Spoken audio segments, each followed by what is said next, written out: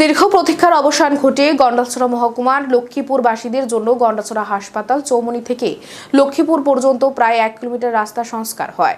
দীর্ঘ বছর ধরে বেহাল অবস্থায় পড়ে রয়েছে রাস্তাটি। রাস্তা সংস্কারের দাবিতে এলাকার মানুষ অনেকবার রাস্তা অবরোধ পর্যন্ত সংগঠিত করে। এরপরও রাস্তা সংস্কারে প্রশাসনের কোনো হেলদোল ছিল না, অথচ রাস্তাটি গন্ডাছড়া শহর এলাকায়।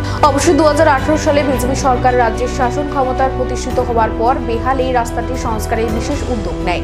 এই মোতাবেক পূর্ত দপ্তর থেকে রাস্তা সংস্কারের জন্য বেশ কয়েকবার দরপত্র আহ্বান হয়, এমনকি পরবর্তীতে কাজও শুরু হয়েছিল, কিন্তু নানান প্রতিকূলতার কারণে রাস্তা সংস্কারের কাজ মাঝপথে বন্ধ হয়ে যায়।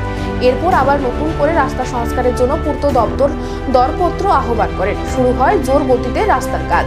রাস্তা সংস্কারের ফলে লক্ষ্মীপুর 36 কার্ড হলুদঝাড়ি, রাঙ্গাবাড়ি, হরিপুর, টিলাবাড়ি এলাকার শত শত জনজাতি অংশের মানুষ দীর্ঘ বঞ্চনা থেকে মুক্তি পায়। এখন খুব অনায়াসে এলাকার মানুষ পায়ে হেঁটে, সাইকেল করে, গাড়ি করে হাট বাজার যেতে পারছে। অসুস্থ রোগীদের হাসপাতালে নিয়ে যেতে পারছে। ছাত্রছাত্রীদের আর কাদামাটি ডিঙিয়ে স্কুলে যেতে হচ্ছে না। এর জন্য এলাকার মানুষ বর্তমান সরকারকে ধন্যবাদ জানান।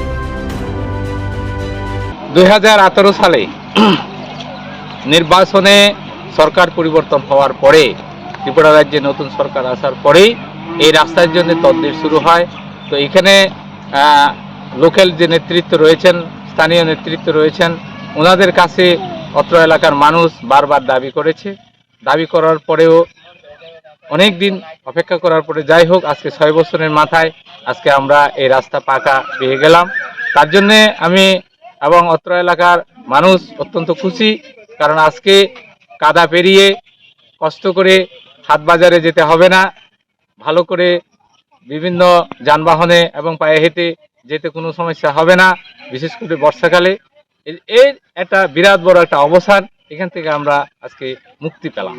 তো যাই হোক, আমি আজকে যারা এই কাজের জন্যে, এই রাস্তার জন্যে উদ্যোগ নিয়েছেন, তাদেরকে আমি অসংখ্য ধন্যবাদ জানাই।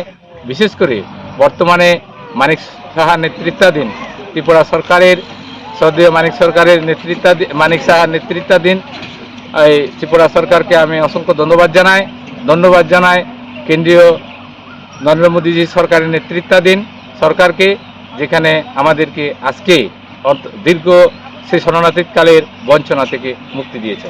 ধন্যবাদ।